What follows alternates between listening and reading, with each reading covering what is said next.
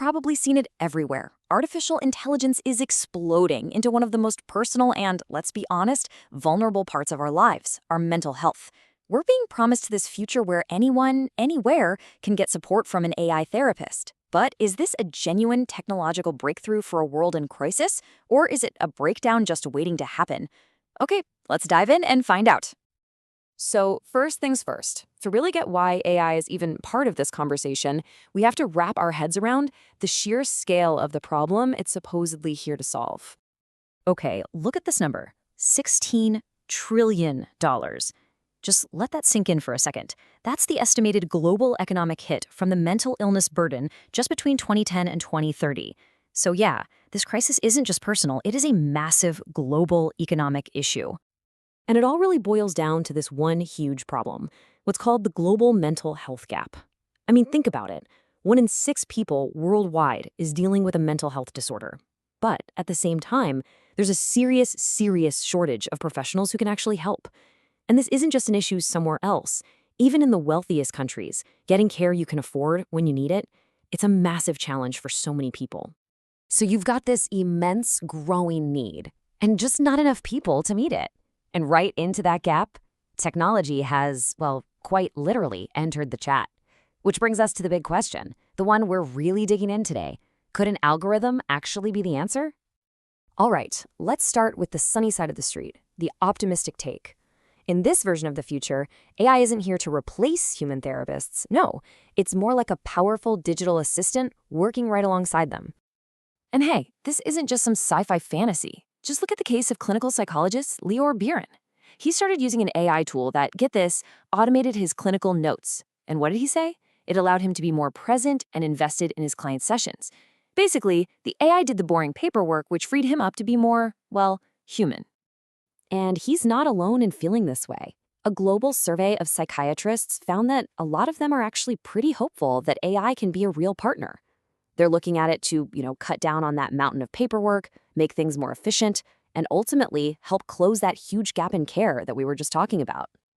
Okay, but now we have to flip the coin over. Because for every person who's excited, there's someone else asking a pretty fundamental question. Can a piece of code, an algorithm, truly connect with, the ghost in our machine, the human part of us? This quote from that same survey just nails the skepticism so many professionals feel. It is a total illusion. A robot is incapable of being empathetic in a caring relationship.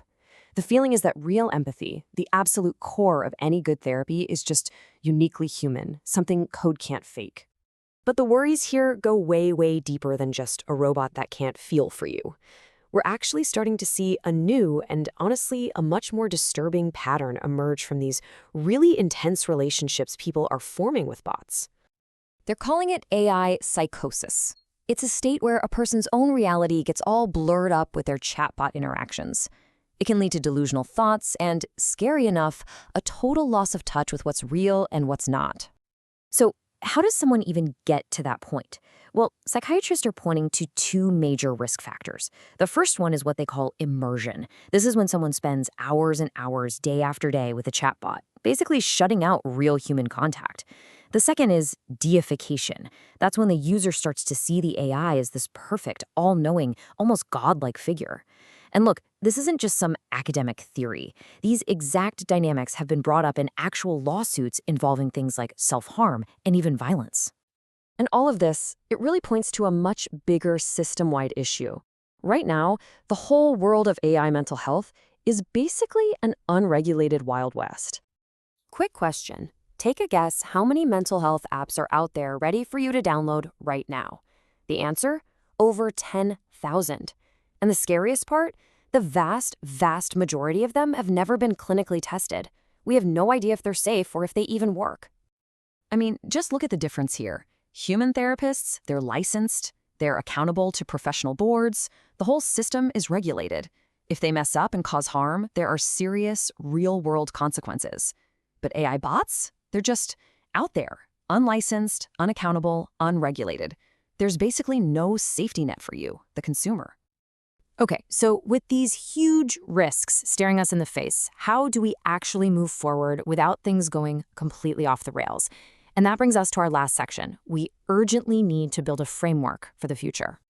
The good news is, researchers aren't just ringing alarm bells. They're actually building the fire escape. This is the READY framework. Think of it as a set of principles, a roadmap, to help us evaluate these tools responsibly before they're just thrown out into the world. So let's break down what READY actually means. It's an acronym that forces us to ask all the tough but necessary questions. First, you've got the basics. Is it safe? And is it effective? In other words, does it actually help people without making things worse? Then there's the ethical stuff. Is our data kept private? And is the app equitable? Meaning, is it unbiased and does it work for people from all backgrounds? And finally, the practical questions. Does it encourage healthy engagement? Not an addiction. And can it actually be implemented in a real-world clinic? These aren't just nice ideas. They're the essential guardrails we need to put up, like yesterday. And that leaves us with one last massive question.